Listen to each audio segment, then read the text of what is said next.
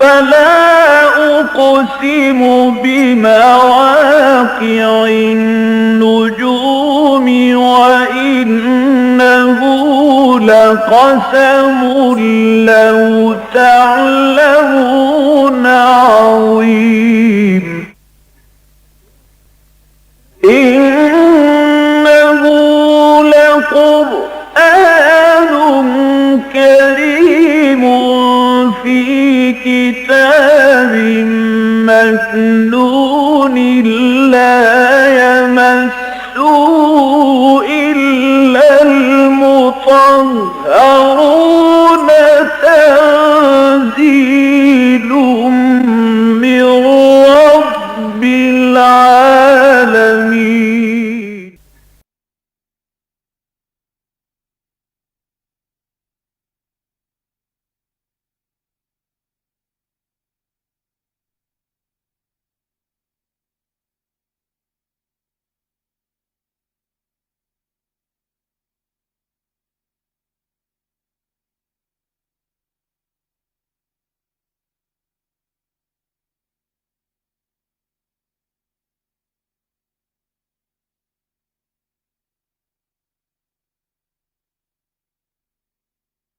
والسلام على عباده الذين اصطفى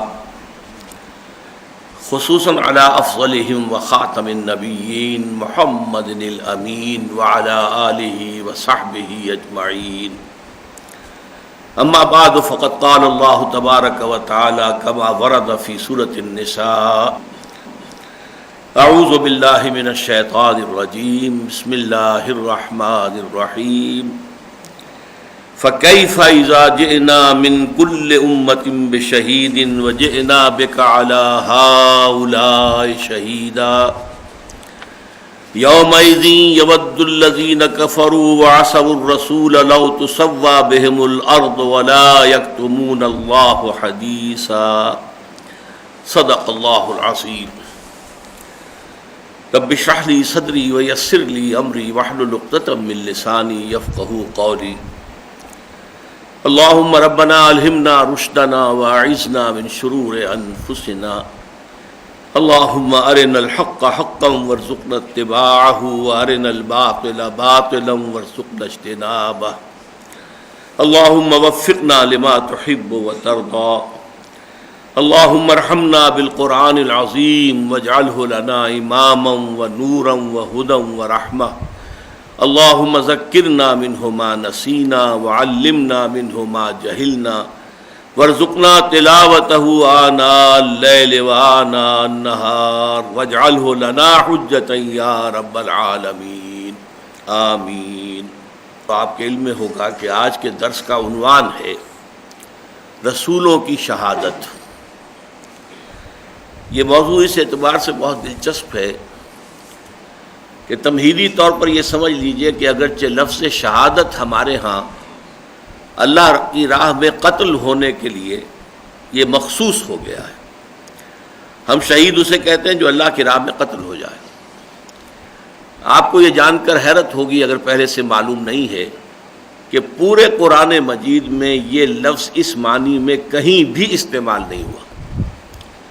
صرف ایک آیت ہے سورہ آل عمران کی وَيَتَّخِذَ مِنْكُمْ شُهَدَاءَ، وہاں اس کا امکان ہے، بس امکان کی حد تک، ورنہ یہ کہ وہاں بھی یقینی اعتبار سے مقتول فی سبیل اللہ کے معنی میں یہ لفظ استعمال نہیں ہوا.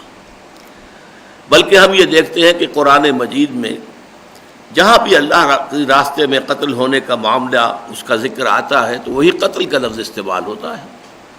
وَلَا تَقُولُوا لِمَنْ يُقْتَلُ فِي سَبِيلِ اللَّهِ أَمْوَاتٌ بل احیاء ولکن لا تشعرون ولا تحسبن الذین قتلوا فی سبیل اللہ امواتا. اب یہ سب کے سب الفاظ جو ہیں قتل ہیں. خود وہ حضور کی حدیث جو ہے جو بہت مشہور ہے لوددت ان اقتل فی سبیل اللہ ثم احیا ثم اقتل ثم احیا ثم اقتل. 3-4 مرتبہ ایک ہی حدیث میں اقتلا کا لفظ آ رہا ہے، جہاں جس کے کیا معنی ہے کہ میرا جی چاہتا ہے، میری بڑی تمنا ہے، آرزو ہے کہ میں اللہ کی راہ میں قتل ہو جاؤں اور پھر مجھے زندہ کیا جائے اور پھر میں قتل ہو جاؤں. اللہ کی راہ میں قتل ہونے کی لذت ایسی ہے جو میں چاہتا ہوں کہ بار بار مجھے حاصل ہو، پھر میں قتل ہوں، پھر مجھے زندہ کیا جائے، پھر میں قتل ہوں۔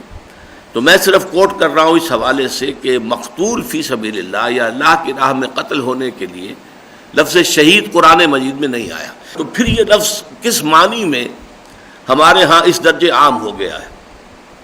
یہ بات ضرور نوٹ کر لیجئے کہ حدیث میں اس معنی میں یہ لفظ استعمال ہوا ہے، استشہدہ، اس کو شہادت نصیب ہو گئی، یہ احادیث کے اندر الفاظ آتے ہیں۔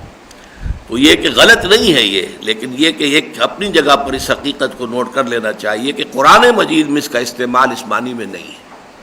ممکنہ طور پر صرف ایک آیت ہے سورہ آل عمران کی کہ جہاں ترجمہ کیا جا سکتا ہے مقتول فی سبیل اللہ کا، ورنہ پورے قرآن میں اور کہیں نہیں۔ اب آپ سمجھیے اصولاً کہ یہ شہادت، شہید، شاہد، ان کا مادہ کیا ہے؟ شہدہ یشہدو، شہدہ یشہدو کے معنی ہے موجود ہونا، شاہد و غائب۔ اللہ تعالیٰ جو ہے جو غیب کا اور شہادہ کا جاننے والا ہے، عالم الغیب والشہادہ، تو غیب کے مقابلے میں شہادہ اور غائب کے مقابلے میں شاہد۔ تو در حقیقت اس کا معنی، لفظی جو معنی ہے وہ ہے موجودگی، کسی کا موجود ہونا۔ یہ ہے در حقیقت اس کا اصل جو کور میننگ ہے، اس کے جو روٹ کے معنی ہے وہ ہے موجودگی، کسی جگہ پر کسی معاملے میں موجود ہونا۔ اب اس سے اٹھ کر یہ دو معنی میں الفاظ استعمال ہوا۔ ایک ہے کہ جو شاہد ہوتا ہے وہی گواہ ہوتا ہے صحیح، جس کو ہم کہتے ہیں کہ عینی گواہ، جس نے کہ چشم دید جو ہے معاملہ اپنے آنکھوں سے دیکھا اور گواہی دے، اس لیے یہ گواہی کے معنی میں کثرت استعمال ہوتا ہے۔ تو ہم ابھی جب پڑھیں گے تو انشاءاللہ تعالی یہ بات بالکل واضح ہوتی چلی جائے گی۔ اس وقت ابھی صرف نوٹ کر لیجئے کہ شہادت بمعنی گواہی، اس لیے کہ گواہی اسی کی معتبر ہے کہ جو کسی وقوع کے موقع پر موجود ہو۔ اب گواہی کے بارے میں البتہ ایک بات اور یہاں نوٹ کرتے چلیں کہ گواہی ایک دو دھاری تلوار ہے، ایک کے حق میں ہوگی تو دوسرے کے خلاف جائے گی۔ آپ مقدمے میں ایک فریق کی جانب سے گواہ ہیں تو ظاہر بات ہے کہ آپ کی یہ گواہی اس کے حق میں جا رہی ہے، تو مخالف جو ہے، مدعا علیہ جو ہے، اس کے خلاف ہے۔ اس کے لیے قرآن مجید میں لفظ آتا ہے یا تو لام، حق میں گواہی ہو تو لام کے ساتھ، اور مخالفانہ گواہی ہو، کسی کے خلاف گواہی ہو، وہ علا کے ساتھ۔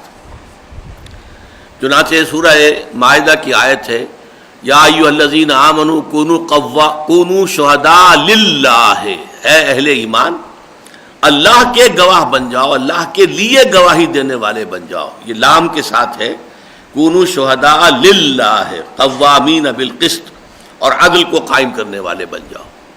تو گواہی اور گواہی میں کسی کے حق میں ہونا، کسی کے خلاف جانا۔ حق میں ہوگا تو لام آئے گا، اور اگر مخالفت اور کسی کے خلاف ہونی ہے تو وہ اللہ کے ساتھ آئے گی۔ دوسرے معنی اس لفظ کے جو قرآن مجید میں آئے ہیں وہ ہے مددگار۔ ظاہر بات ہے کہ مدد بھی وہی کر سکتا ہے جو کسی وقت موجود ہو۔ آپ پر کسی نے زیادتی کی ہے، کوئی آپ کے اوپر حملہ کر رہا ہے، تو ظاہر بات ہے کہ چاہے آپ کا کتنا ہی مخلص ساتھی، دوست کہیں موجود ہو، وہ آپ کی مدد نہیں کر سکتا۔ مدد تو تبھی کر سکتا ہے جبکہ وہ وہاں موجود ہو۔ اس معنی میں یہ مددگار کے معنی میں بھی لفظ استعمال ہوتا ہے۔ چنانچہ قرآن مجید میں سورہ بقرہ کے تیسرے رکوع میں جہاں چیلنج کیا گیا ہے کہ اے مکے والو اور اے عرب والو، اگر تمہیں شبہ ہے اس پر جو ہم نے نازل کیا ہے اپنے بندے پر صلی اللہ علیہ وسلم کہ یہ واقعتاً اللہ کا کلام ہے یا محمد صلی اللہ علیہ وسلم کا اپنا کلام ہے، فَإِن كُنتُمْ فِي رَيْبٍ مِّمَّا نَزَّلْنَا عَلَىٰ عَبْدِنَا فَأْتُوا بِسُورَةٍ مِّن مِّثْلِهِ وَادْعُوا شُهَدَاءَكُم مِّن دُونِ اللَّهِ، جتنے بھی مددگار تمہارے لیے ممکن ہے اللہ کے سوا ان کو تم جمع کر لو، اور پھر یہ کہ ایک صورت اس قرآن جیسی بنا کر لے آؤ، تب تو تمہیں حق ہوگا یہ کہنے کا کہ ہمیں شبہ ہے کہ یہ در حقیقت اللہ کا کلام نہیں ہے بلکہ یہ محمد صلی اللہ علیہ وسلم کا اپنا موضوع کردہ کلام ہے۔ تو وہاں لفظ شہداء آیا ہے، وَادْعُوا شُهَدَاءَكُم مِّن دُونِ اللَّهِ إِن كُنتُمْ صَادِقِينَ، اور تم بلا لو اللہ کے سوا اپنے تمام مددگاروں کو اگر تم سچے ہو۔ فَإِن لَمْ تَفْعَلُوا وَلَن تَفْعَلُوا فَاتَّقُوا النَّارَ الَّتِي وَقُودُهَا النَّاسُ وَالْحِجَارَةُ، پھر اگر تم یہ نہ کر سکو اور ہرگز نہیں کر سکو گے، بات ہے کہ یہ ایقان، یہ یقین، یہ اذعان اللہ تعالیٰ ہی کی طرف سے ہو سکتا ہے کہ ہرگز نہیں کر سکو گے. اور اس پر دنیا کی پوری تاریخ گواہ ہے کہ کوئی شخص دعویٰ کر کے نہیں آیا سامنے حضور کے کہ دیکھیے جی میں بھی یہ صورت بنا کے لایا ہوں اور یہ قرآن کے ہم پلہ ہے. بدترین کفار موجود تھے، بڑے بڑے شعراء خطباء موجود تھے اس وقت، لیکن کسی نے یہ جرأت نہیں کی. کم سے کم یہ شرافت ان میں تھی کہ انہوں نے یہ جھوٹا دعویٰ کرنے کی کوشش نہیں کی. اور یہ حضور کا صلی اللہ علیہ وسلم سب سے بڑا معجزہ ہے. بہرحال میں نے اب تک جو کچھ عرض کیا کہ شہیدہ یشہدو موجود ہونا، شاہد جو موجود ہو، لیکن یہاں سے دو معنی پیدا ہوئے. گواہی، اس لیے کہ جو موجود ہوتا ہے اسی کی گواہی معتبر ہے. البتہ یہ گواہی حق میں ہوگی تو لام کے ساتھ آئے گا، اور اگر کسی کے خلاف ہوگی تو اعلیٰ کے ساتھ آئے گا. دوسرے معنی مددگار، کیونکہ مدد بھی وہی کر سکتا ہے جو وہاں موجود ہو. اب یہ سمجھیے اصل میں کہ یہ اصطلاح جو کار رسالت ہے اور فریضہ رسالت ہے، اس کی نوعیت کو واضح کرنے کے لیے قرآن مجید کی اہم ترین اصطلاح ہے. اللہ تعالیٰ کی طرف سے بندوں کو پیغام آتے رہے رسولوں کی معرفت. اب دیکھیے اس میں تین شخصیتیں جو ہے وہ ملوث ہو گئیں، متعلق ہو گئیں. اللہ، اس نے کلام بھیجا اپنے رسول کو، اس کا کام ہے کہ وہ اپنی قوم کو پہنچائے. یہ تین اس کے اندر جو ہیں وہ کڑیاں ہیں. اب اگر تو رسول وہ پیغام پہنچا دے تو اس کی ذمہ داری ختم ہو گئی. اب وہ قوم جو ہے وہ خود جواب دہ ہے اپنے طرز عمل کی. اور اگر خدا نہ خواستہ بالفرض رسول کو تاہی کرے نہ پہنچائے تو مجرم کون ہوگا؟ وہ تو رسول مجرم ہو جائے گا، اور اس کا جو کریڈٹ ملے گا، فائدہ مل جائے گا قوم کو، کہ قوم اللہ کے ہاں جا کر کہہ سکے گی اللہ ہمیں تو تیرا پیغام پہنچایا نہیں گیا، ہم سے پوچھ گچھ کیسے، ہم سے محاسبہ کس بنیاد پر. یہ بہت اہم نقطہ ہے، اسے اچھی طریقے سے سمجھ لیجئے. اس لیے کہ میں یہ دکھ اور درد کے ساتھ کہہ رہا ہوں کہ اس مسئلے کو بہت کم سمجھا گیا ہے.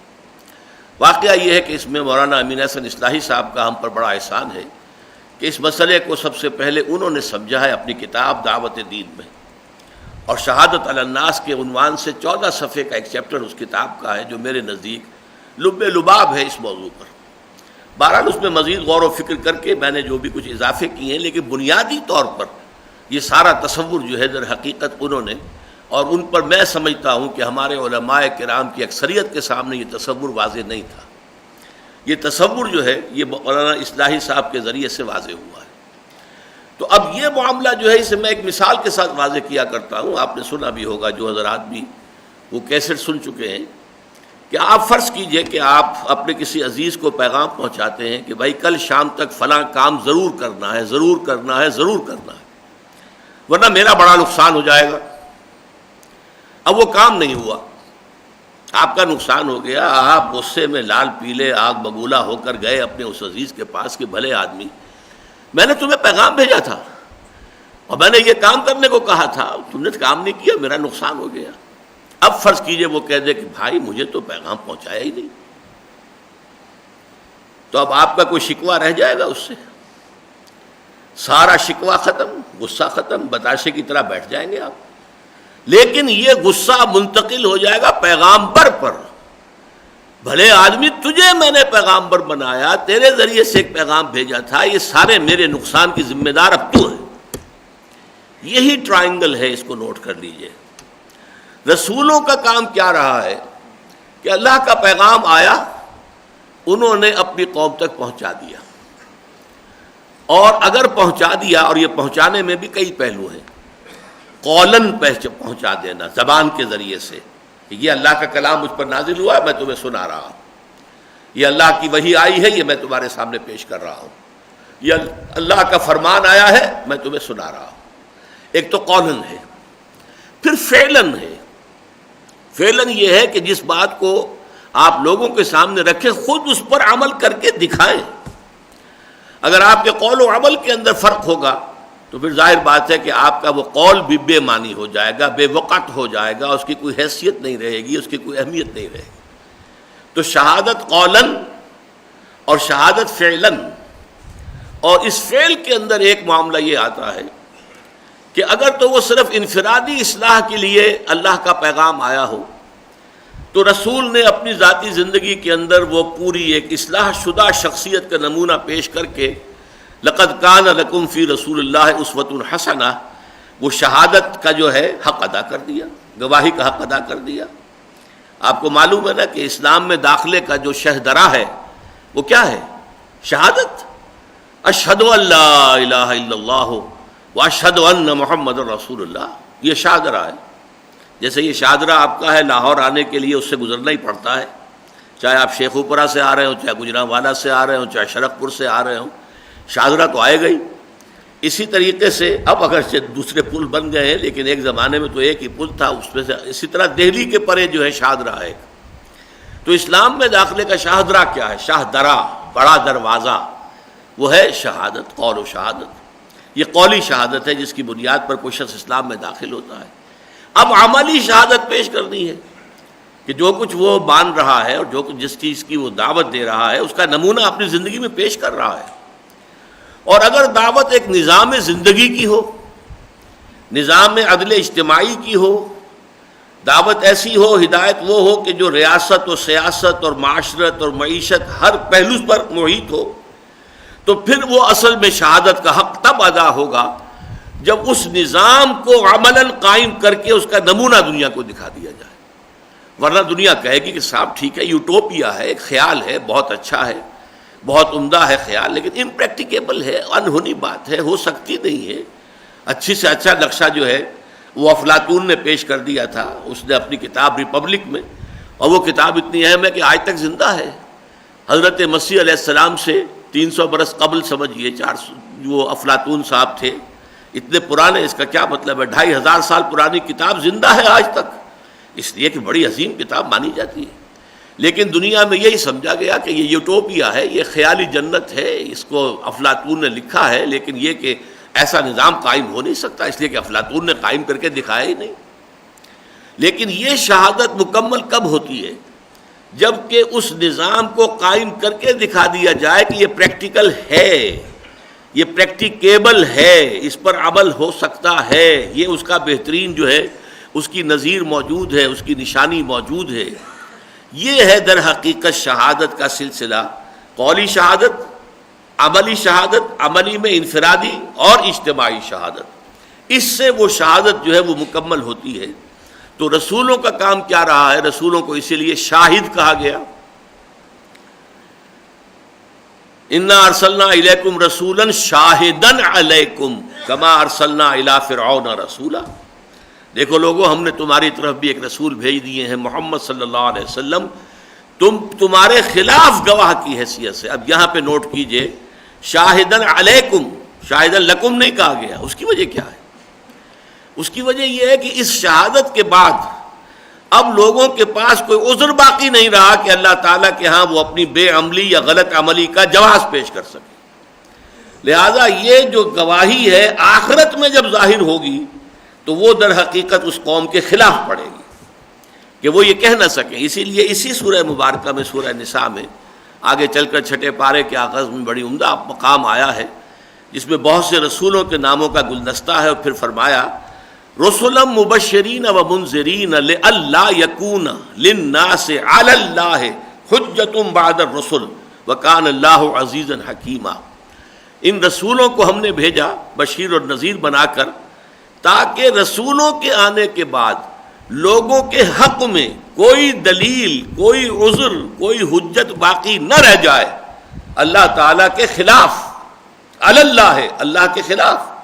اللہ کا میں استعمال آپ کو بتا چکا ہوں، اللہ خلاف کے لیے آتا ہے، لام حق کے لیے آتا ہے۔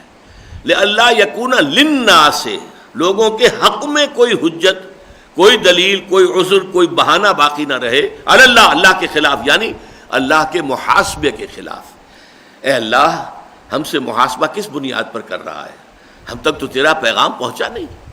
اگر ہمیں پتہ ہی نہیں تھا کہ یہ جو ہے قاتل کی یہ سزا ہے اور چور کی یہ سزا ہے، اگر ہم نے نہیں دی تو ہم کیسے مجرم ہو گئے؟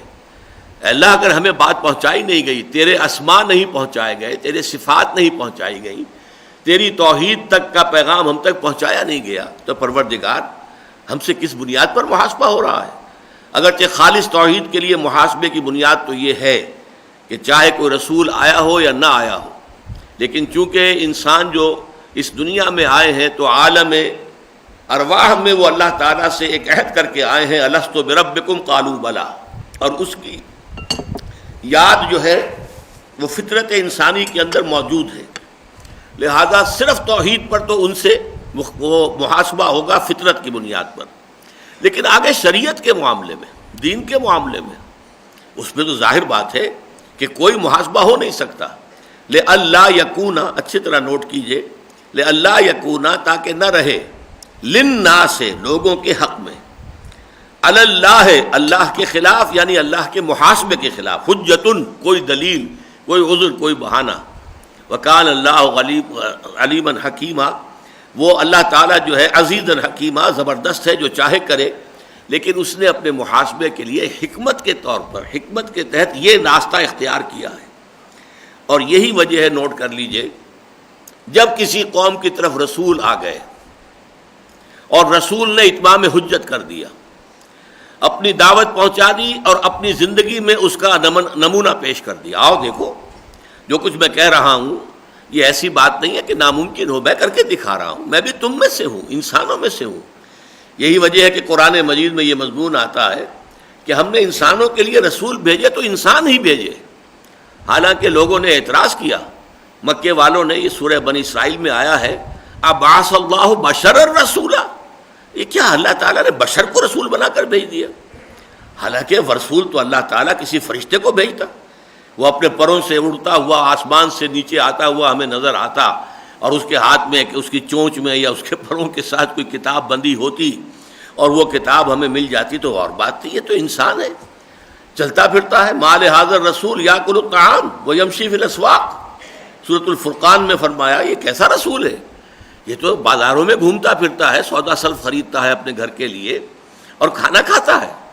گویا کہ رسول تو ہونا چاہیے کوئی فوق البشر، اسی لیے فرمایا قل لو کان فی الارض ملائکۃ یمشون مطمئنین لنزلنا علیہم من السماء ملکا رسولا، اے نبی ان سے کہہ دیجئے اگر زمین میں فرشتے بستے اور چل پھر رہے ہوتے تو ہم فرشتے ہی کو رسول بنا کر بھیجتے، اس لیے کہ حجت جو قائم ہوتی ہے وہ تو آپ کے اپنے نوع کے ذریعے سے ہو سکتی ہے، آپ انسان ہوتے ہوئے وہ سب کچھ کر کے دکھائیں جس کی کہ آپ دعوت دے رہے ہیں، آپ انسان، آپ کو بھی بھوک لگتی ہو اور پھر یہ کہ آپ حلال پر اکتفا کریں اور حلال نہ مل رہا ہو تو فاقہ کرنے کے لیے تیار ہو جائیں، آپ اگر یہ نہیں کر سکتے، انسان فرشتے کے لیے نہ بھوک ہے نہ کوئی جنسی جذبہ ہے، اب جنسی جذبہ ہی جس میں نہیں ہے وہ پاک دامن اگر ہے تو کیسا پاک دامن ہے، وہ تو ویسے ہی پاک دامن ہے از خود ہی، وہ تو پاک دامن تو اسے کہیں گے جس کا جنسی جذبہ ہو، جس میں شہوت ہو اور پھر وہ اس کو کنٹرول میں رکھے اور کسی غلط راستے پر نہ جانے دے۔ تو انسانوں پر حجت انسانوں کے ذریعے ہو سکتی ہے، فرشتے کے ذریعے نہیں ہو سکتی۔ انسان یہ کہہ رہا ہے اللہ وہ تو فرشتہ تھا، اس کے تو نہ جورو جاتا، نہ کوئی بیٹے، نہ کوئی اولاد، نہ کچھ اور مصیبت اس کے گلے پر پڑی ہوئی، نہ کھانا نہ پینا، کچھ بھی نہیں، تو اس نے اگر یہ کچھ کر کے دکھا دیا تو یہ ہمارے اوپر حجت تو نہیں۔ اس لیے انسانوں میں انسان ہی رسول بنا کر بھیجے گئے، چنے ہوئے انسان، برگزیدہ انسان، اخلاق اور کردار کے اعتبار سے بہت اعلیٰ مقام پر فائز انسان، ان کو رسول بنا کر بھیجا گیا۔ اب آخری بات سمجھیے کہ یہ رسول جب کسی قوم کی طرف آ جاتے تھے اور وہ اتمام حجت کر دیتے تھے، شہادت کا حق ادا کر دیتے تھے، قولی عملی، تو اب بھی اگر قوم نہ مانے اور وہ انکار اور کفر کے اوپر اڑی رہے تو یہ گویا کہ اس کا ثبوت ہے کہ ان کے اندر کوئی خیر سرے سے باقی نہیں رہا۔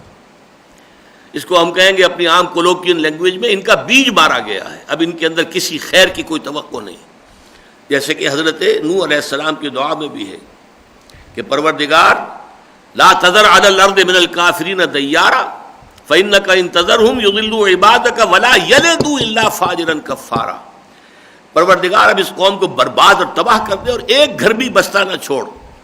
اگر تو نے ایک گھر بھی بستہ چھوڑ دیا تو یہ پھر تو تیرے بندوں کو گمراہ کریں گے اور ان کی اولاد میں بھی فاجر اور کافر ہی اٹھیں گے. کوئی توقع نہیں ہے ان کی اولاد میں سے کہ کوئی نیک اور کوئی مومن اٹھ کھڑا ہو. تو کسی قوم کا اگر یہ حال ہوتا ہے تو پھر وہ قوم ہلاک کر دی جاتی ہے, پھر اسے زندہ رہنے کا حق باقی نہیں رہتا. یہی وجہ ہے حضرت نوح کی قوم ہلاک کی گئی, حضرت ہود کی قوم قوم عاد ہلاک کی گئی, حضرت صالح کی قوم قوم سمود ہلاک کی گئی, حضرت شعیب کی قوم قوم مدین ہلاک کی گئی, عمورہ اور بستیاں جو ہیں وہ صدوم اور عمورہ کی بستیاں برباد کی گئیں, جہاں حضرت لوط بھیجے گئے, آل فرعون غرق کیے گئے. یہ سارے معاملات کیوں ہوئے؟ کہ رسول کی آمد کے بعد پھر لوگوں کے پاس کوئی عذر دنیا میں بھی نہیں رہتا اور ان کے بقا کا اور ان کے کوئی جواز جو ہے ان کی زندگی کا نہیں باقی رہتا, انہیں ہلاک کر دیا جاتا. یہ جو نازک ذمہ داری ہے آپ اس کا اندازہ کیجئے کس قدر نازک ذمہ داری ہے. میں نے آپ کو ٹرائنگل بتائی ہے, ایک پیغام بھیجنے والا ہے, ایک پیغام لے جانے والا ہے, اور ایک وہ جس کو پیغام پہنچانا ہے. اگر پیغام پہنچانے والے نے پیغام پہنچا دیا تو وہ بری الذمہ. اب ذمہ داری کس کی ہے؟ قوم کی ہے جس کو پیغام پہنچا دیا گیا. اور خدا نہ خواستہ اگر کوئی کمی ہو گئی, کوئی کسر رہ گئی, دیکھیے حضور سے خطاب کر کے کہا گیا ہے سورہ مائدہ میں, یا ایھا النبی یا ایھا الرسول بلغ ما انزل الیک من ربک وان لم تفعل فما بلغت رسالتہ. اے رسول پہنچا دیجئے جو کچھ بھی نازل کیا گیا ہے آپ پر آپ کے رب کی طرف سے, اور اگر آپ نے بالفرض ایسا نہ کیا تو پھر یہ رسالت کا حق ادا نہیں ہوگا. اور سورہ اعراف کے شروع میں آیت نمبر 6 تو بہت ہی اہم ہے, فَلَنَسْأَلَنَّ الَّذِينَ أُرْسِلَ إِلَيْهِمْ وَلَنَسْأَلَنَّ الْمُرْسَلِينَ. وہ ٹرائنگل دیکھیے, اللہ اور یہ رسول اور یہ وہ قوم. فَلَنَسْأَلَنَّ الَّذِينَ أُرْسِلَ إِلَيْهِمْ, ہم ان سے بھی پوچھیں گے جن کی طرف رسول بھیجے گئے, ہم ان سے بھی پوچھیں گے جن کو رسول بنا کر بھیجا گیا. آپ نے پہنچا دیا تھا, پروردگار میں نے پہنچا دیا تھا, اچھا اب تم جواب دو. اور خدا نہ خواستہ اگر کمی رہ جائے تو پھر رسول, اس کی ایک مثال تاریخ انبیاء اور رسول کے اندر موجود ہے. صرف ایک کوتاہی ہوئی تھی حضرت یونس علیہ السلام سے, ایک خطا ہوئی. قوم کی ہلاکت کا فیصلہ ہو چکا, عذاب الہی کے آثار شروع ہو گئے, لیکن حضور حضرت یونس کو ابھی اللہ تعالیٰ کی طرف سے اجازت نہیں آئی تھی کہ اپنی قوم کو چھوڑ کر چلے جائیں. بغیر اللہ کی ایکسپریس پرمیشن جسے کہتے ہیں, واضح ہدایت اور اجازت, اس کے بغیر وہ چلے گئے قوم سے غصے کے اندر. اللہ کے خلاف غصہ نہیں, معاذ اللہ ثم معاذ اللہ, قوم سے خلاف غصہ. حمیت دینی کا جذبہ جو ہے اتنا جو ہے ان کا مشتعل ہو گیا کہ انہوں نے انتظار نہیں کیا, اللہ تعالیٰ کی اجازت کے چلے گئے. صرف اس خطا کے اوپر پکڑے گئے ہیں. آپ کو معلوم ہے کہ وہ کسی کشتی میں گئے ہیں, پھر وہاں پر یہ معلوم ہوا کشتی ڈول رہی ہے, ڈوبنے والی ہے. لوگوں نے کہا کہ شاید کوئی جو ہے غلام آقا سے بھاگا ہوا جو ہے اس کشتی میں آ گیا ہے. پھر اس کے لیے جو ہے وہ قرآن اندازی کی گئی, قرآن حضرت یونس کے نام نکلا, انہیں اٹھا کر اور پھینک دیا گیا. یہ شط العرب معلوم ہوتا ہے کہ یہاں جہاں پہ یہ دجلہ اور فرات آ کر مل جاتے ہیں, اور عراق کا یہ دریا پھر بہت چوڑا سمندر کے مانندی ہو جاتا ہے. اور وہاں معلوم ہوتا ہے کوئی وھیل بھی آئی ہوئی تھی, وھیل مچھلی نے نگل لیا اور اس کے پیٹ میں رہے. اور وہاں لا الہ الا انت سبحانک انی کنت من الظالمین یہ تسبیح جو ہے کی ہے انہوں نے, اور پھر اس مچھلی نے اگل دیا انہیں ایک ساحل کے اوپر. تو یہ سارا معاملہ ہوا کس بنیاد پر؟ صرف ایک کوتاہی. اچھا ادھر کی کوتاہی جو ہے ڈیبٹ ہو رہی ہے حضرت یونس کو, تو جیسا کہ جدید اکاؤنٹنگ کا آپ کو معاملہ معلوم ہے اصول کہ ہر انٹری جو ہے اس کے اگر ڈیبٹ کی ہے تو کریڈٹ کا ہی ہونا چاہیے, کریڈٹ کی ہے تو اس کے مخالف جو ہے ڈیبٹ ہونا چاہیے, تبھی بات آگے چلے گی. اب یہ ڈیبٹ ہوا ہے رسول کو تو کریڈٹ مل گیا قوم کو. الا قوم یونس فرمایا گیا کبھی ایسا نہیں ہوا کہ کسی قوم پر عذاب خداوندی کے آثار شروع ہو گئے ہوں اور پھر اس قوم کے توبہ کرنے سے عذاب لوٹ جائے, پلٹ جائے, سوائے حضرت یونس کی قوم کے. انہیں کریڈٹ ملا کہ اس پر عذاب آ چکا تھا، اس کے آثار شروع ہو چکے تھے، لیکن اس کے باوجود وہ عذاب اللہ تعالیٰ نے ٹال دیا۔ تو یہ جو ایک نازک ذمہ داری آتی ہے کندھے کے اوپر، اب اس کی میں آپ کے سامنے نقشہ کھینچنا چاہتا ہوں کہ حضور صلی اللہ علیہ وسلم نے 23 برس تک محنت کی، مشقت کی۔ آپ کو معلوم ہے کہ مشقت جتنی بھی انسان زیادہ سے زیادہ جھیل سکتا ہے وہ ساری محمد الرسول اللہ نے جھیل لی۔ ہمارے ہاں عام طور پر جو سیرت کی تقاریر ہوتی ہیں ان میں یہ شعر بہت پڑھا جاتا ہے، حسن یوسف دم عیسیٰ ید بیضا داری، آنچ خوباں ہمہ دارند تو تنہا داری، صلی اللہ علیہ وسلم۔ کہ اے نبی، آپ کو اللہ نے حضرت یوسف کا حسن دیا ہے، ید بیضا حضرت موسیٰ کا عطا کیا ہے۔ حسن یوسف ید بیضا، حسن یوسف دم عیسیٰ، اور عیسیٰ پھونک مار کر جو ہے وہ ایک گارے کے بنے ہوئے پرندے کو جس طریقے سے کہ زندہ پرندہ بنا دیتے تھے، اللہ نے وہ چیز بھی آپ کو دی ہے۔ یعنی تمام جتنے بھی خوبی والے جتنے بھی لوگ پیدا ہوئے، انبیاء اور پیغمبر، ان سب کو اللہ نے جو کچھ دیا وہ تنہا آپ میں جمع کر دیا۔ لیکن اسی کے بالمقابل حدیث ہے، حضور فرماتے ہیں کہ تمام انبیاء اور رسولوں پر جو تکالیف اور مشقتیں آئی ہیں وہ تنہا مجھ پر سب کی سب آئی ہیں۔ یہ مشقت جو جھیلی ہے آپ نے 23 برس، اس کے بعد کا نقشہ آپ کو میں دکھانا چاہتا ہوں۔ خطبہ حجۃ الوداع میں آپ نے اپنی تعلیمات کے جو آخری سمجھیے فنیشنگ ٹچز دیے ہیں، بہت مشہور خطبہ ہے خطبہ حجۃ الوداع۔ آخر میں سوال کیا، الا هل بلغت، لوگوں میں نے پہنچا دیا یا نہیں؟ یہ کیوں پوچھ رہے ہیں حضور؟ اس لیے کہ اللہ پوچھے گا اے محمد تم پہنچا آئے کہ نہیں، صلی اللہ علیہ وسلم۔ گواہی لے رہے ہیں الا هل بلغت، اور جواب میں پورا مجمع کہہ رہا ہے انا نشہد انک قد بلغت الرسالۃ وادیت الامانۃ ونصحت الامۃ وکشف الغمۃ۔ عام طور پر کیا ہوتا تھا کہ حضور اگر کوئی سوال کرتے تھے تو صحابہ جواب نہیں دیتے تھے، ابتدا میں کہتے تھے واللہ ورسولہ اعلم۔ اسی خطبے میں آیا ہے، تمہیں معلوم ہے آج کا دن کون سا دن ہے؟ اللہ ورسولہ اعلم، عرفے کا دن ہے، دنوں کا سردار ہے۔ تمہیں معلوم ہے کس جگہ ہو؟ یہ میدان جو ہے یہ عرفات کا میدان ہے۔ تمہیں معلوم ہے یہ کس شہر کے اندر تم ہو؟ یہ مکہ ہے۔ یہ سارے، لیکن کسی نے کوئی جواب نہیں دیا، سارا حضور ہی نے خود فرمایا۔ لیکن یہاں آپ دیکھتے ہیں کہ حضور نے ایک سوال کیا، الا هل بلغت، جواب 4، انا نشہد انک بلغت الرسالۃ، ہاں اے نبی ہم گواہ ہیں آپ نے رسالت کا حق ادا کر دیا، وادیت الامانۃ، امانت ادا کر دی۔ اب یہ لفظ امانت کیوں آیا ہے؟ اللہ کا پیغام آپ کے پاس بطور امانت آیا تھا، وہ امانت تو ہمیں پہنچانی تھی نا، یہ آیا تو ہمارے لیے تھا، ہماری ہدایت کے لیے، لہذا امانت ادا کر دی۔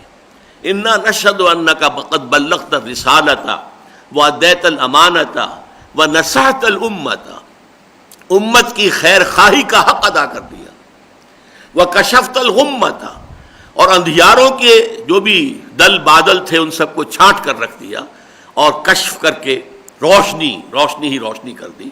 یہ سارا کام آپ نے کیا، ہم اس پر گواہ ہیں۔ حضور نے یہ سوال 3 مرتبہ کیا، اس کی وجہ بھی نوٹ کر لیجئے، 1.25 لاکھ کا مجمع تھا، لاؤڈ سپیکر تو تھا نہیں، وہاں تو یہ ہے کہ تھوڑے تھوڑے وقفے پر لوگ کھڑے تھے، حضور ایک بات فرماتے تھے تو آگے وہ لوگ سن کر اور چیختے تھے، جو بلند آواز سے کہتے تھے، پھر آگے اور بلند آواز سے لوگ کہتے تھے، پھر یہ کہ حضور ایک دفعہ داہنی طرف رخ کر کے کہتے تھے، پھر سامنے رخ کر کے فرماتے تھے، پھر بائیں طرف، تاکہ ہر شخص سن لے۔ اسی لیے 3 مرتبہ حضور نے اپنا ہر کلمہ جو ہے ادا کیا اس میں۔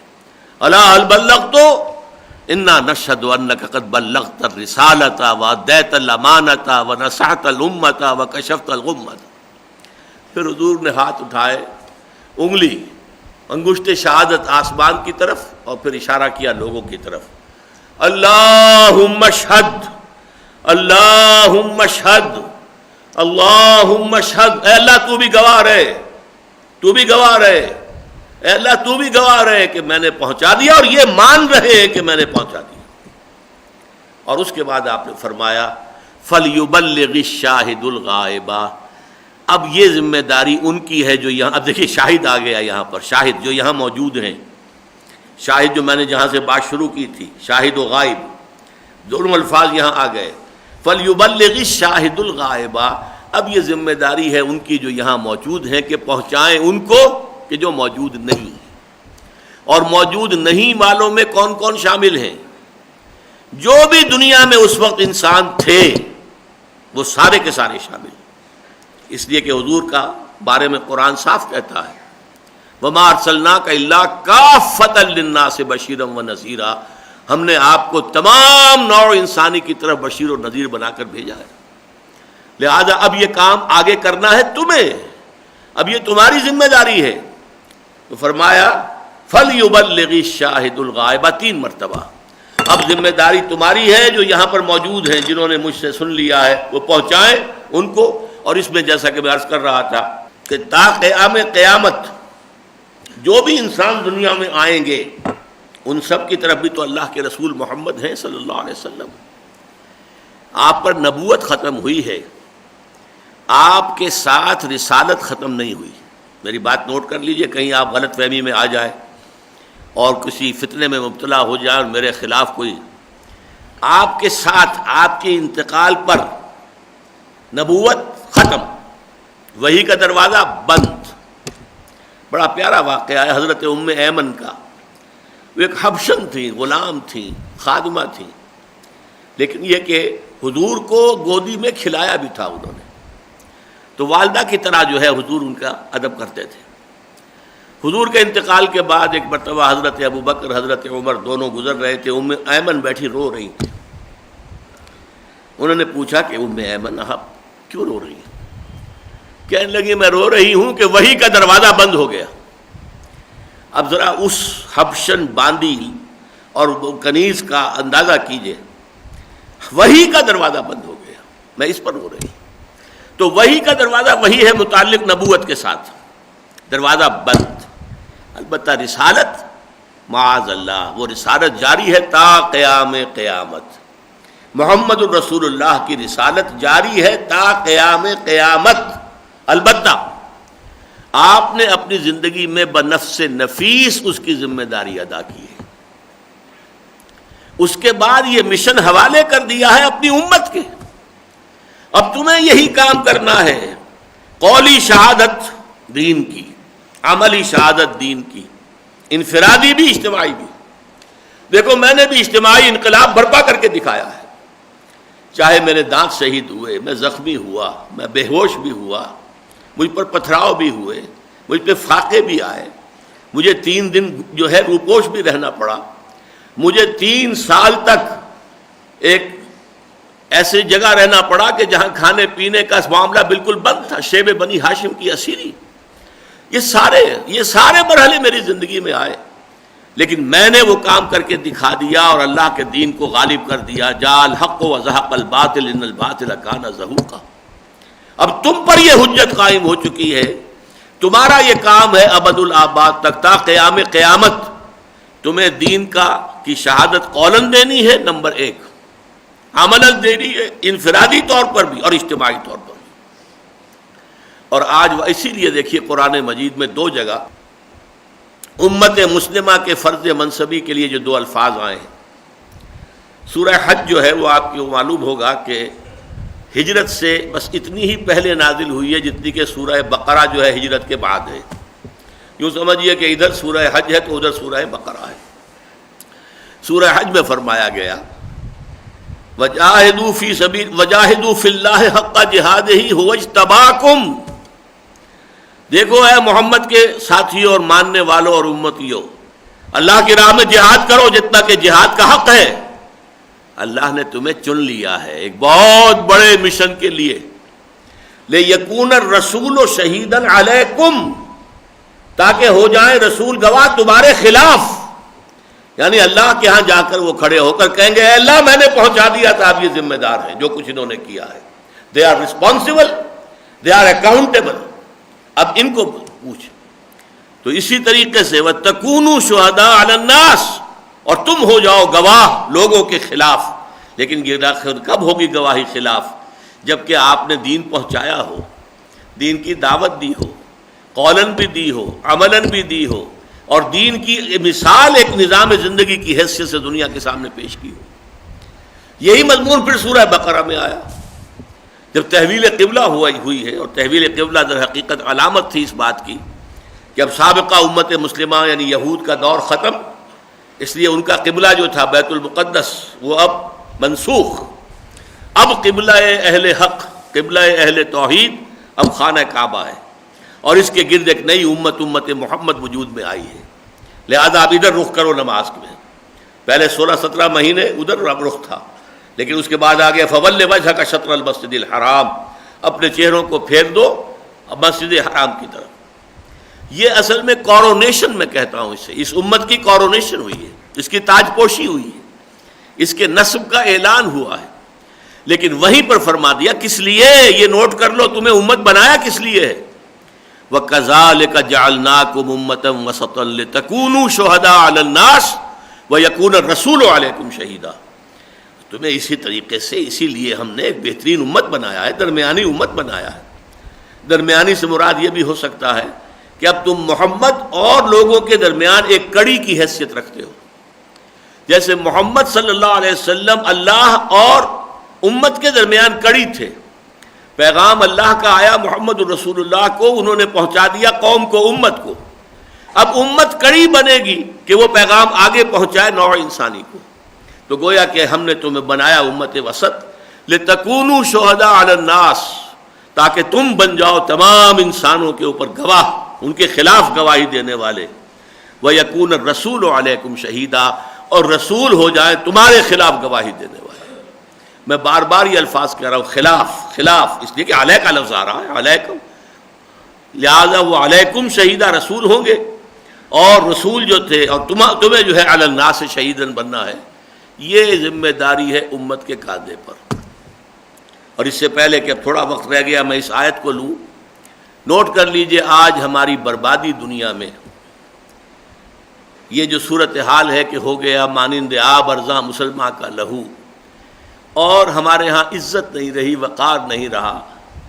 حمیت نام تھا جس کا گئی تیمور کے گھر سے. 1.5 ارب انسان ہیں، کوئی چوں کرنے والا نہیں. نہ کشمیر کے لیے ہم کر سکے، اللہ کی مدد کی امید نہیں، اس لیے کہ اللہ کے ہم وفادار نہیں، تو اللہ کیسے ہماری مدد کرے گا. ہماری تو اللہ کے خلاف جنگ ہے، ہم تو اپنی سودی کاروبار ہی کو لیے ہوئے چل رہے ہیں.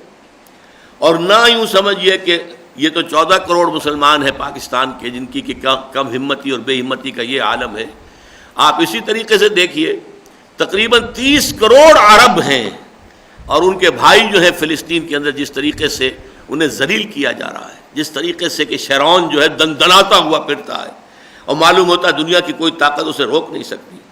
4 دفعہ بش کی طرف سے آ چکا ہے، ناؤ اب فوراً جو ہے بند کرو، واپس بلاؤ. وہ کہاں واپس بلاتا ہے اس کی. اور عرب جو ہیں وہ سوئے ہوئے ہیں، امریکہ ہی سے درخواست کر رہے ہیں، فلاں سے درخواست کر رہے ہیں. یہ کرنا چاہیے، امریکہ کو روکنا چاہیے. یہ حال ہے. اور وہ زمانہ جو ہے آخری زمانے کی جو حدیثیں آئی ہیں وہ قریب آ رہی ہیں. لیکن اس وقت میں آپ کو بتا دوں کہ میں نے کیوں بات یہ کہی ہے کہ اس کا اصل سبب کیا ہے. مسلمانوں پر یہ دنیا کے اندر یہ جو بھی ہماری اس وقت شکست خوردگی ہے اور کم ہمتی ہے، اللہ تعالیٰ کی رحمتیں ہیں تیری اغیار کے کاشانوں پر، اور برق گرتی ہے تو بیجار مسلمان اس وجہ سے. وجہ کیا ہے؟ شہادت علی الناس کی ذمہ داری ہم ادا نہیں کر رہے ہیں. ہم مجرم ہیں. دنیا ہمارے خلاف استغاثہ کرے گی اللہ کی عدالت میں کہ اللہ یہ بدمعاش لوگ جو تھے، جو تیرے دین کے پیروکار بنے پھرتے تھے، اور جو تیرے نبی کے نام لیوا پھرتے تھے، اور جو لہک لہک کر گاتے تھے سارے نبیوں سے اعلیٰ ہمارا نبی، انہوں نے وہ دین ہمیں نہیں پہنچایا. مجرم یہ ہے. ان کے ذمے تھا کہ یہ ہمیں دین پہنچائیں، یہ ہمیں قولاً پہنچائیں، زبان کے ذریعے پہنچائیں، قلم کے ذریعے سے پہنچائیں، یا اپنے عمل کے ذریعے سے پہنچائیں، اپنے اور اس کا نمونہ دین کا پیش کر کے دکھائیں. انہوں نے نہیں کیا. تو ہماری گمراہی کا اصل وبال تو ان پر آئے گا. یہ ہے وہ ذمہ داری جس کی وجہ سے کہ حضور نے جو گواہی لی، الا هل بلغت، اور اس کا جواب لیا انا نشهد انک قد بلغت الرسالۃ وادیت الامانۃ ونصحت الامۃ وکشفت الغمۃ. اور یہ ہماری حالت جو ہے ضربت علیہم الذلۃ والمسکنہ، جو قرآن مجید میں 2 مرتبہ یہ مضمون یہودیوں کے بارے میں آیا ہے. آج ان کے لیے یہ ظلم نہیں ہے، ان کی کم ہمتی کہاں نظر آ رہی ہے؟ ان کے حوصلے دیکھیے، ان کے خود اعتمادی دیکھیے، جس انداز سے انہوں نے بڑی بڑی بستیوں کو جو ہے ملیا میٹ کر دیا ہے. ان کے بلڈوزر جاتے ہیں، ٹینک جاتے ہیں، آبادیاں کی آبادیاں جو ہے معلوم ہوتا ہے کہ وہ ملبے کا ڈھیر بن کر رہ گئی ہیں. یہ سب کچھ ہو رہا ہے. سینکڑوں جو ہے ابھی انہوں نے جنین کے کیمپ کے اندر ختم کر دیے ہیں. اس سے پہلے یہی شیرون جو ہے، یہ صابرہ اور شتیلہ کے مہاجرین کے کیمپوں کے اندر جو ہے 2000 کے قریب آدمی جو ہے اس نے ہلاک کیے تھے. یہ قاتل ہے ان کا اور مجرم ہے. بین الاقوامی عدالت کے اعتبار سے یہ مفرور مجرم ہے. اس کے اوپر مقدمہ درج ہے، مفرور ہے. اگر کہیں یہ بیلجیم چلا جائے تو گرفتار ہو جائے گا. لیکن یہ کہ باقی اس عدالت کا جو ہے چونکہ اس طرح کا دائرہ عمل ابھی نہیں ہے، اس لیے بچا ہوا ہے. یہ تو قاتل مشہور قاتل ہے. لیکن یہ مسلمانوں پر آخر کیا اللہ تعالیٰ کو کفر پسند ہے اور اسلام ناپسند ہے؟ کیا اللہ کو کافروں سے محبت ہے اور مسلمانوں سے نفرت ہے؟ یہ بات تو ہم نہیں کہہ سکتے. وجہ کیا ہے؟ اللہ سزا ہمیں دے رہا ہے اس کی کہ ہم اس کے دین کی غلط نمائندگی کر رہے ہیں. دنیا میں کوئی ایک ملک چھوٹا بھی ہم نہیں دکھا سکتے کہ اے لوگو آؤ دیکھو یہاں پر محمد کا دین قائم ہے. دین محمد کہہ لیجئے، دین اللہ کہہ دیجئے، ایک ہی بات ہے. اللہم انصر من نصر دین محمد صلی اللہ علیہ وسلم. باقی تو دین اللہ ہے، اصل میں تو یہ اللہ کا دین ہے، اللہ کی حاکمیت، اس کے تحت پورا نظام زندگی. اور یہ سزا ہماری بڑھتی رہے گی. بہت بڑی سزائیں جو ہے ابھی اور ان سٹور ہیں ہمارے لیے، آ رہی ہیں. اس لیے کہیں آثار نہیں. ایک ملک یہ پاکستان بنا تھا اس کام کے لیے کہ یہاں پہ اسلامی نظام کا ایک نمونہ ہم پیش کریں گے. اور ہم اس معاملے میں اب خاص طور پر بگٹٹ بالکل دوسرے رخ پر جا رہے ہیں. اب ہمارا رخ جو ہے خالص سیکولرزم کی طرف ہو چکا ہے. پہلے کم سے کم یہ ہے کہ کوئی ڈاما ڈول، کچھ ادھر کچھ ادھر، کچھ ادھر کچھ ادھر، نہ اسلام یہاں آیا نہ سیکولرزم پوری طریقے سے آ سکا. اب تو اندیشہ ہے کہ سیکولرزم جو ہے وہ آئے گا. بہرحال میں نہیں کہہ سکتا کہ کیا اللہ تعالیٰ کی حکمت میں، مشیت میں کیا ہمارے لیے اور سزائیں تجویز کی گئی ہیں. اس لیے کہ اسی جرم کی وجہ سے یہود پر ہوا تھا ضربت علیہم الذلۃ والمسکنہ. ورنہ وہ بڑے محبوب لوگ تھے اللہ کے.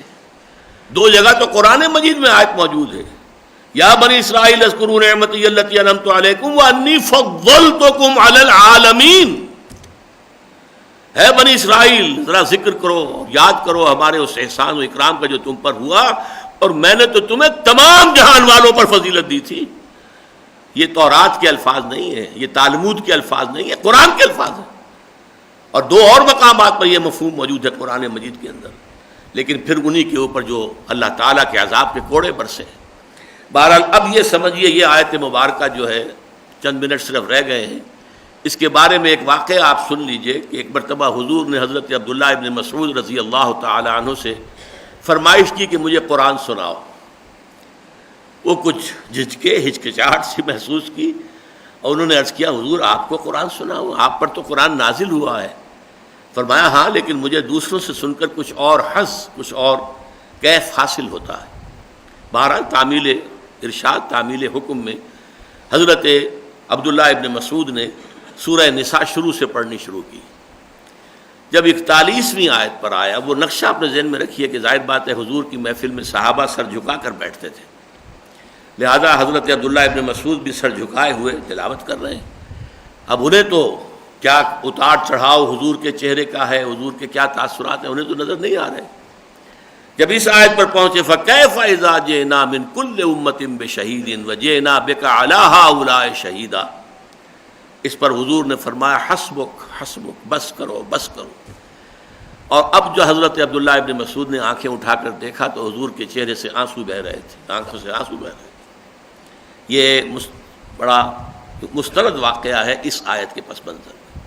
وہ کیوں کہ گواہی دینی پڑے گی اپنے قوم کے خلاف، اپنی امت کے خلاف. حضور کے لیے یہ چیز کس قدر تکلیف دہ ہوگی. فَكَيْفَ إِذَا جِئْنَا مِنْ كُلِّ أُمَّةٍ بِشَهِيدٍ، کیا ہوگا اس دن، کیا حال ہوگا ان کا جبکہ ہم ہر امت میں سے ایک گواہ کھڑا کریں گے ان کے خلاف. شہید، وہ ہر امت کا رسول ہوگا صلی اللہ علیہ وسلم علیہ والسلام. وَجِئْنَا بِكَ، اور اے نبی اے محمد صلی اللہ علیہ وسلم ہم آپ کو کھڑا کریں گے اور لائیں گے ان کے خلاف گواہ بنا کر. پھر یہاں دیکھ لیجئے عَلَىٰ هَٰؤُلَاءِ، لام نہیں ہے، لِهَٰؤُلَاءِ نہیں ہے، عَلَىٰ هَٰؤُلَاءِ ان کے خلاف. کن کے خلاف؟ یعنی یہ اہل عرب، امت دعوت اور امت اجابت دونوں شامل ہیں.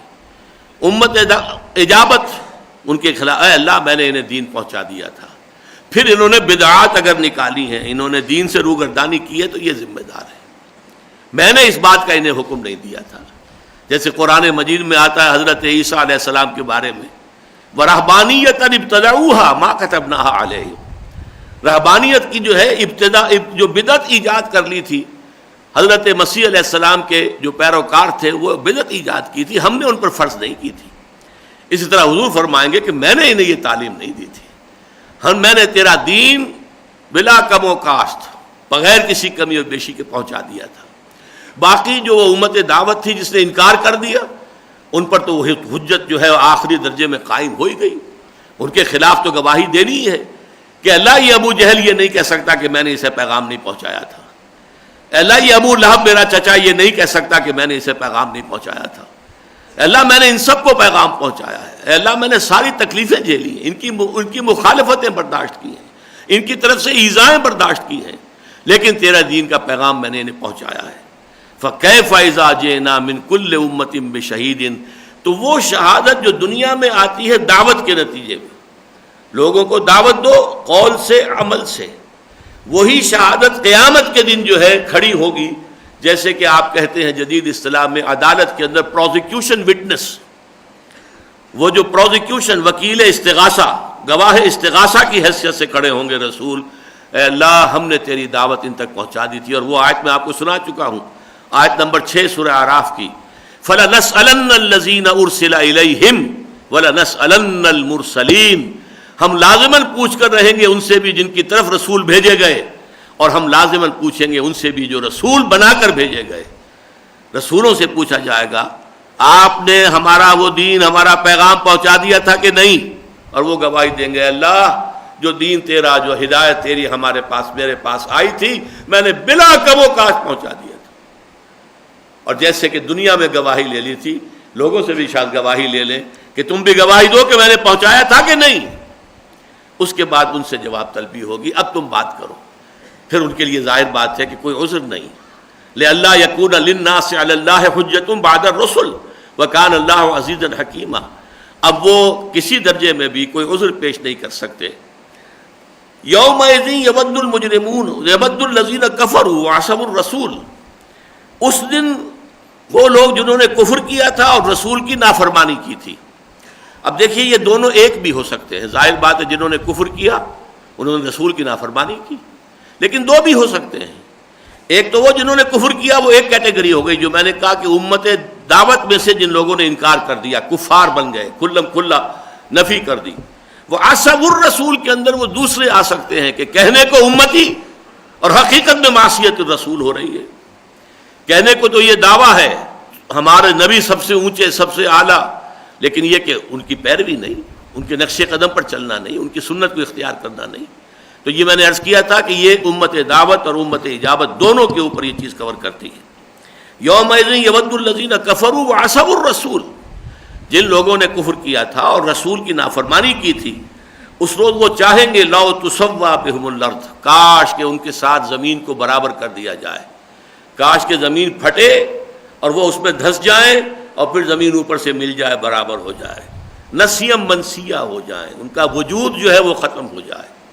جیسے کہ ایک اور جگہ آتا ہے کہ اس روز کافر یہ چاہے گا کاش کنت ترابا، کاش کہ یہ شرف انسانیت مجھے حاصل ہی نہ ہوا ہوتا اور میں مٹی ہوتا، جس سے سوال و جواب نہیں ہے، جس سے محاسبہ نہیں ہے، جو اس کو جزا و سزا کا سامنا نہیں کرنا ہے.